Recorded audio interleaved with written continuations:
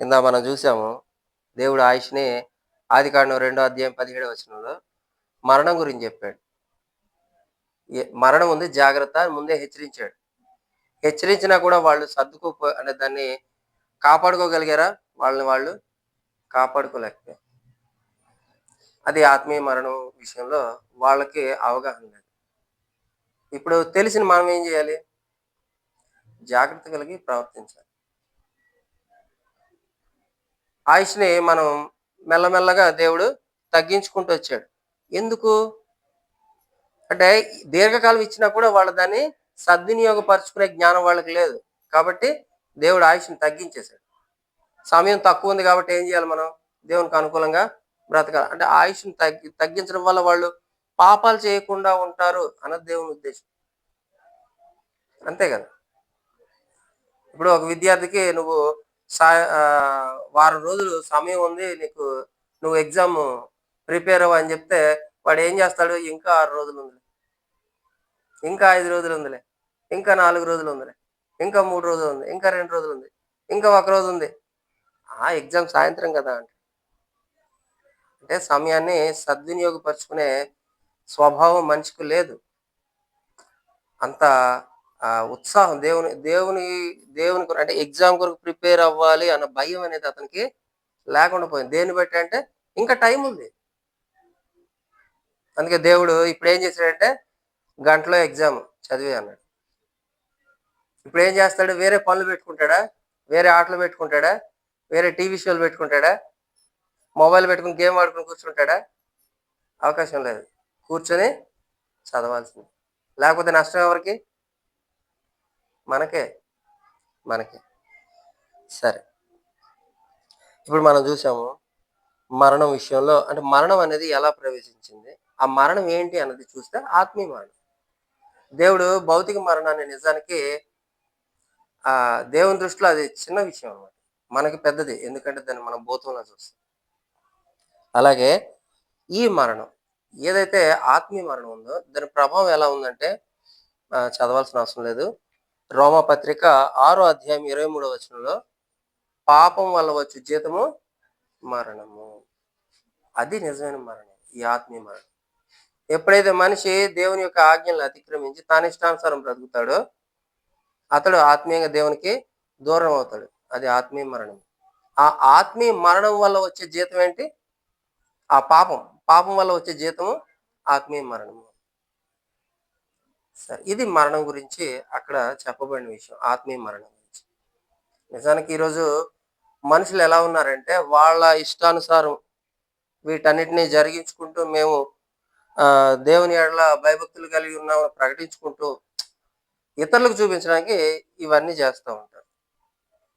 కానీ తనంటే ఆత్మని ఆ ఆత్మని బ్రతికించుకోవడం కోసం మనిషి కృషి చేయాలి అని తపన పడాలని సమయాన్ని వినియోగించుకోవాలని మనిషి ఆలోచన కలిగి లేడు. ఈరోజు ప్రకటించేవారు ప్రకటిస్తూనే ఉన్నారు. కానీ మనిషి ఆ విషయాన్ని పట్టించుకునే పరిస్థితిలో లేడు. ఇంకా అనేకమైన సౌకర్యాలు వచ్చినాయి. ఆ సౌకర్యాలు అనుభవిస్తూ బ్రతుకుతూ ఉన్నారు.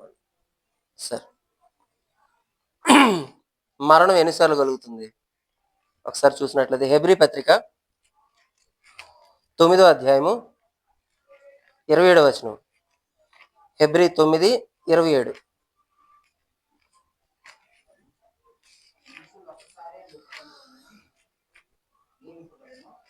చాలండి.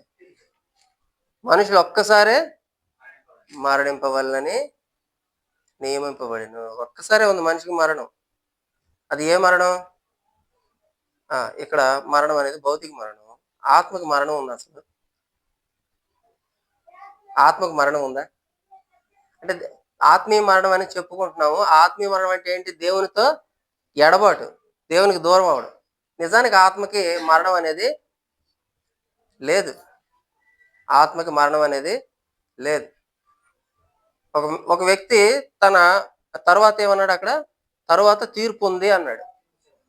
తీర్పు జరుగుతుంది. దేన్ని బట్టి తీర్పు జరుగుతుందంటే మన భూమి మీద చేసిన పనులు బట్టి. మన భూమి మీద చేసిన పనులు బట్టి నువ్వు దేవునితో పాటు నిత్య జీవంలో ఉండాలా, లేకపోతే నిత్య నరకంలో ఉండాలన్నది అక్కడ తీర్పు అనేది ఉంటుంది. అంతేగాని ఆత్మకు మరణం అనేది లేదు. నువ్వు దేవునితో పాటు ఆనందిస్తావా? లేకపోతే నరకంలో ఆ శిక్షలను అనుభవిస్తూ బాధపడతావా? అన్నదే ఉంది తప్ప ఆత్మకు మరణం అనేది లేదు. ఆత్మ నిత్యం జీవిస్తూనే ఉంటుంది. అది ఎందులో? నిత్యాగ్నిలోనా? దేవుని సన్నిధిలోనా? అన్నది ఇక్కడ మనం చేసే పనులు బట్టి ఉంటుంది. సమయాన్ని సద్వినియోగపరచుకోకపోతే అది మనకే అది మనకే ప్రమాదం. అలాగే ప్రసంగి గ్రంథం 9వ అధ్యాయము 5వ వచనం. ప్రసంగి 9, 5, 6. ప్రసంగి 9, 5, 6 చూసినట్లయితే ప్రసంగి 9, 5, 6 బ్రతికి ఉన్నవారు తాము చతురని ఎరుగుదురు, అయితే చచ్చిన వారు ఏమియు ఎరుగరు. వారి పేరు మరువబడి ఉన్నది, వారికిక ఏ లాభమును కలుగదు. వారిక ప్రేమింపరు, పగ పెట్టుకొనరు, అసూయపడరు.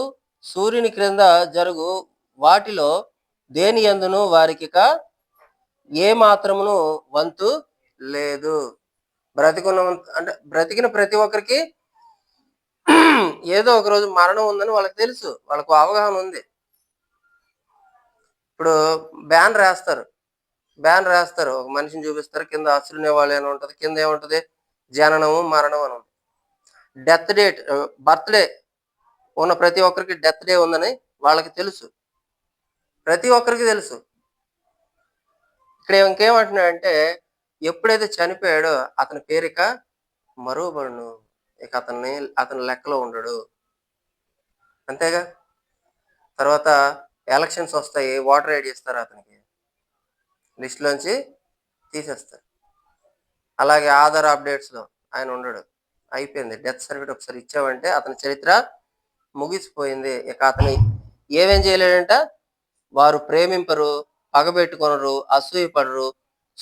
సూర్యుని కింద జరుగు దేనిలోనూ వారికి వంతు లేదు. అది అంటే మరణించక ముందే జాగ్రత్త పడాలి.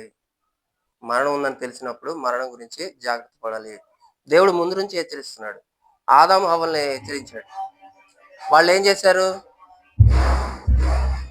వాళ్ళ ఇష్టానుసారం బ్రతికి ఆత్మీయంగా దేవునికి దూరం అయ్యారు. మరణం అనేది భయంకరమైనది కాదు కాబట్టి, ఆత్మీయంగా బ్రతికే వాళ్ళకి భయంకరమైనది కాదు కాబట్టి, యేసు ప్రభువు మరణం గురించి ఏమన్నారు ఒకసారి చూద్దాం. యోహాను సువార్త 11వ అధ్యాయము. యోహాను సువార్త 11వ అధ్యాయము 11 నుంచి 14 వచనాల్లో చూసినట్లయితే, అక్కడ లాజర్ని తిరిగి లేపే సందర్భం గురించి, ఇంకా లాజర్ చనిపోయాడని తెలిసింది. శిష్యులతో యేసు ప్రభువు చెప్తున్న మాటలు అవి. 11 నుంచి చూస్తే, ఆయన ఈ మాటలు చెప్పిన తర్వాత, మన స్నేహితుడైన లాజరు నిద్రించున్నాడు, అతని మేలు కొలుప వెళ్ళుచున్నానని వారితో చెప్పగా, లాజరు నిద్రించి ఉన్నాడు, అతన్ని మేలు కోల్పడానికి నేను వెళ్తున్నాను అని యేసుప్రభువు వారు చెప్పాడు. నిజానికి అక్కడ లాజరు ఏమయ్యాడు? చనిపోయాడు. శిష్యులు ఏమంటున్నారు అప్పుడు? ప్రభువా, అతడు నిద్రించిన ఎడల బాగుపడును అనిది. యేసు అతని మరణం గురించి ఆ మాట చెప్పిన గాని వారు ఆయన నిద్ర విశ్రాంతిని గూర్చి చెప్పినను కొని. అంటే వాళ్ళు ఏంటంటే, లాజరు నిద్రించున్నాడంటే రెస్ట్ తీసుకుంటున్నాడు, అప్పుడు అనారోగ్యంతో ఉన్నవాడు రెస్ట్ తీసుకుంటే బాగుపడతాడు కదా అంటున్నాడు. కానీ యేసుప్రభువు అతను నిద్రించున్నాడు, అతను మేలుకొల్పడానికి నేను వెళ్తున్నాను. అంటే మరణం అనేది ఏంటి? ఒక నిద్ర. ఎలాంటి నిద్ర? తాత్కాలిక నిద్ర, తాత్కాలికమైన నిద్ర. ఎందుకు తాత్కాలికమైనది చూద్దాం ఒకసారి. 1 కొరింథీ పత్రిక, కొరింథీయులకు రాసిన 1 పత్రిక 15వ అధ్యాయము 55 నుంచి 57 వచనాలు చూసినట్లయితే, 1 కొరింథీ పత్రిక 15వ అధ్యాయము 55 నుంచి 57 వచనాలు. ఓ మరణమా, నీ విజయం ఎక్కడా? ఓ మరణమా, నీ ముళ్ళెక్కడా? మరణపు ముళ్ళు పాపము, పాపమునకున్న బలము ధర్మశాస్త్రమే. ఉమ్. మన ప్రభు అయిన యేసుక్రీస్తు మూలముగా మనకు జయము అనుగ్రహించున్న దేవునికి స్తోత్రం. అంటే మరణం నుంచి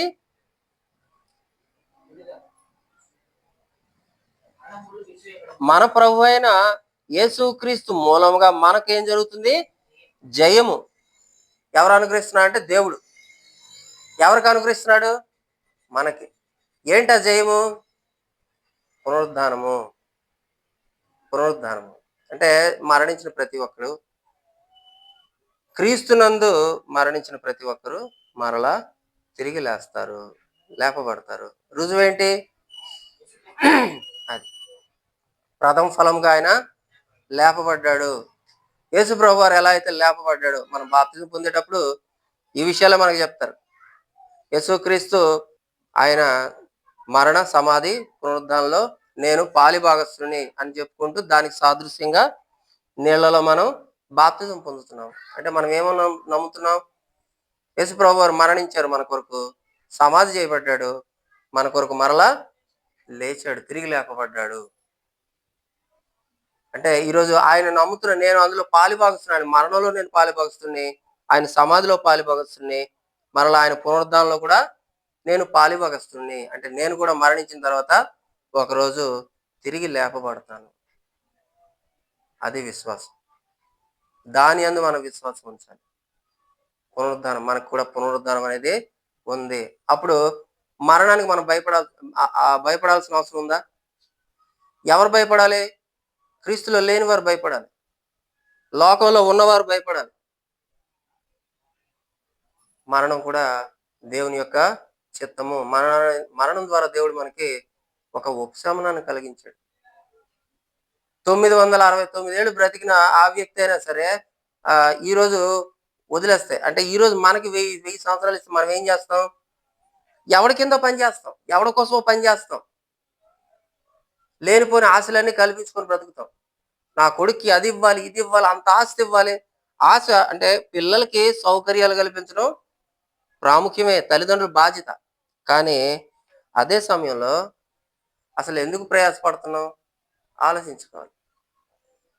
కొందరు ఏంటంటే వాళ్ళ తల్లిదండ్రులు ఒక్క ఒక్క పైసా కూడా మిగల్చకుండా కేవలం కని పోషించి చనిపోతారు.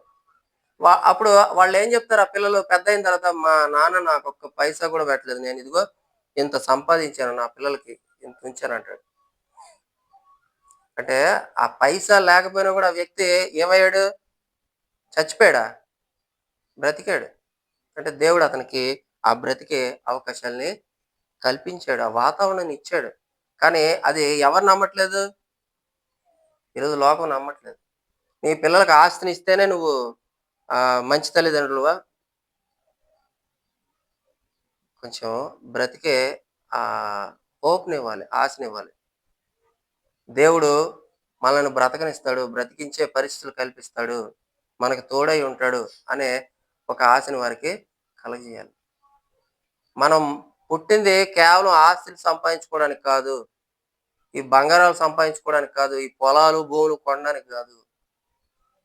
దేవుడు చెప్పినట్లుగా బ్రతికి తర్వాత మరలా దేవుని దగ్గరికి చేరడానికి అన్న ఒక అవగాహనని, విశ్వాసాన్ని కేవలం చెప్పడం వల్ల కాదు, చేసి చూపించడం ద్వారా మనం వాళ్ళని అసలైన జీవితం గురించి వాళ్ళకి పరిచయం చేయాలి. లోకం చెప్పదు ఆ విషయాన్ని. మంచి చదువుకోరా అంటారు. చదువుకున్న తర్వాత మంచి మంచి జాబ్ చేయరా, బాగా కష్టపడరా, బాగా పని చేయరా, బాగా సంపాదించరా, వాడు అది కట్టుకున్నాడు, ఇది కట్టుకున్నాడు, ఆ ఇల్లు కొనుక్కున్నాడు, ఇంత బంగారం దిగేసుకున్నారు, ఇవన్నీ చెప్తారు. కానీ అసలు ఎందుకు పుట్టావు, ఎందుకు బ్రతుకుతున్నావు, మరణానంతరం ఏముంది, ఎవరైనా చెప్పగలుగుతారా? చెప్పరు. ఎందుకంటే అది ఒక శాపకరమైన విషయం. చనిపోయిన వ్యక్తి దగ్గరికి పిల్లల్ని తీసుకెళ్తారండి? తీసుకెళ్తారా? తీసుకెళ్ళరు. ఒకవేళ మనం తీసుకెళ్తే తిడతారు, ఎందుకు తీసుకొచ్చి చిన్న పిల్లల్ని. తెలియాలి పిల్లలకు కూడా తెలియాలి, ఒక విషయం తెలియాలి, ఒక మనిషికి మరణం అనేది ఉంది. అప్పుడు వాళ్ళ భయం కలిగి దేవునికి లోబడే అవకాశం ఉండొచ్చు. అంటే ఒక అవగాహన లేకుండా పిల్లల్ని పెంచకూడదు. మరణం గురించి కూడా ప్రతి మనిషికి తెలియాలి. తెలిస్తేనే దానికి భయపడకుండా బ్రతికే అవకాశం ఉంటుంది. సరే. ఇక్కడ యేసుప్రభు వారు అతన్ని బ్రతికించడానికి ఎళ్తున్నాడు. అంటే అది తాత్కాలికమైన నిద్ర అని చెప్తున్నాడు. నేను అతన్ని లేపుతాను. సాదృశ్యంగా చూపించాడండి. లాజరుని లేపి నాలుగో రోజు లాజరుని లేపి చూపించాడు. అయినా కూడా నమ్ముతున్నారు మనుషులు. మనమన్నా నమ్మాలి. మనమన్నా నమ్మాలి. మరణానికి మనం భయపడకూడదు. మనతో పాటు మన కుటుంబానికి కూడా ఈ అవగాహన కల్పించాలి. అలాగే యోహాను సువార్త 11 అధ్యాయము 25 వచనము.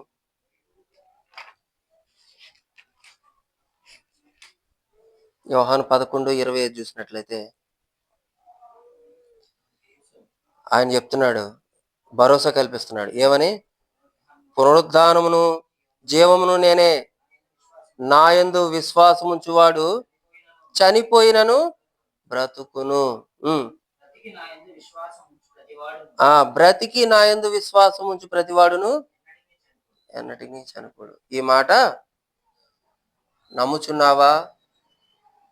ఇక్కడ ఆయన క్లియర్‌గా చెప్తున్నాడు. నేనే జీవం, నేనే పునరుద్ధానమును. అంటే మరలా తిరిగి లేపేవాడిని నేనే.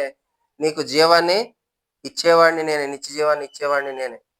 ఇది నమ్మితే ఖచ్చితంగా అతడు నా వల్ల లేపబడతాడు. నేను అతన్ని లేపుతాను అంటున్నాడు.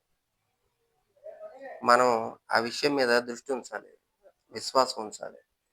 మనల్ని ఖచ్చితంగా యేసు ప్రభువు లేపుతాడు. అయితే మనం చేయాల్సిందేంటి? దానికి తగ్గ అర్హతను మనకిచ్చాడు. ఆ అర్హతని ఆఖరి వరకు కాపాడుకోవాలి. పౌలు అంటాడు, మరణం వరకు నమ్మకంగా ఉండు అంటాడు. ఈరోజు మనం కూడా అదే చేయాలి. మరణం వరకు నమ్మకంగా ఉండాలి. లోకం ఎలాగైనా ఉండండి. ఏమైనా కొన్నిసార్లు బలహీన పడతాం. బలహీన పడేటప్పుడు నాకు యేసు ఉన్నాడు. ఆయన నమ్మాను. ఆయన బట్టి నేను ఆత్మీయ జీవితాన్ని కొనసాగిస్తున్నాను. వీళ్ళందరికీ ఈ విషయాలు తెలియదు కాబట్టి అజ్ఞానంతో వాళ్ళు అలా బ్రతుకుతున్నారు. వాళ్ళతో నేను పోల్చుకొని ఈరోజు నేను పేదవాడుగాను, లేకపోతే పేదదానిగాను, లేకపోతే ఇల్లు లేని వాళ్ళగాను, లేకపోతే వాళ్ళలాగా ఆస్తులు లేని వాళ్ళగాను ఉండొచ్చు. కానీ నాకోటి ఉంది నిరీక్షణ. ఏంటా నిరీక్షణ? పునరుద్ధానం. యేసు వస్తాడు. మరలా వస్తాడు. నన్ను తీసుకెళ్తాడు. కేవలం పాటల్లోనే మాత్రమే కాదు, నమ్మకం కూడా ఉంచాలి. అలాగే ఆఖరి వచనం ప్రకటన గ్రంథము 21 అధ్యాయము 4 వచనం చూసినట్లయితే, ప్రకటన గ్రంథము 21 అధ్యాయం 4 వచనము. ఆయన వారి కన్నుల ప్రతి బాష్ప బిందువును తుడిచివేయును. మరణం ఇక ఉండదు. దుఃఖమైనను, ఏడుపైనను, వేదన అయినను ఇక ఉండదు. మొదటి సంగతులు గతించిపోయినని సింహాసనంలో నుండి వచ్చిన గొప్ప స్వరము చెప్పుట వింటిని. యేసు ప్రభువుని నమ్మిన వారికి ఇక మరణం అనేది ఉండదు. మరణం అనేది ఉండదు. కాబట్టి మనం ప్రభువుని విశ్వసిస్తున్నాము. మరణం పట్ల మనకు ఒక అవగాహన కలిగి ఉండాలి. యేసు ప్రభువారు మరణాన్ని జయించి తిరిగి లేచాడు. అది నమ్మితే మనం కూడా తిరిగి లేపబడతాం. అంటే మరణంలో మనకు కూడా ఆ విజయాన్ని ఆయన బాగానే చేస్తున్నాడు. ఆ విజయంలో మనకు కూడా భాగం ఉంది. మరణానికి భయపడాల్సిన అవసరము లేదు. ఈ విషయాలు గమనించి ఎప్పుడైనా బలహీనపడేటప్పుడు ప్రార్థన చేసుకుని, వాక్యం చదువుకొని, ఆయన మనకిచ్చిన వాగ్దానాలను గుర్తు చేసుకోవాలి. దానివల్ల బలపడతాం.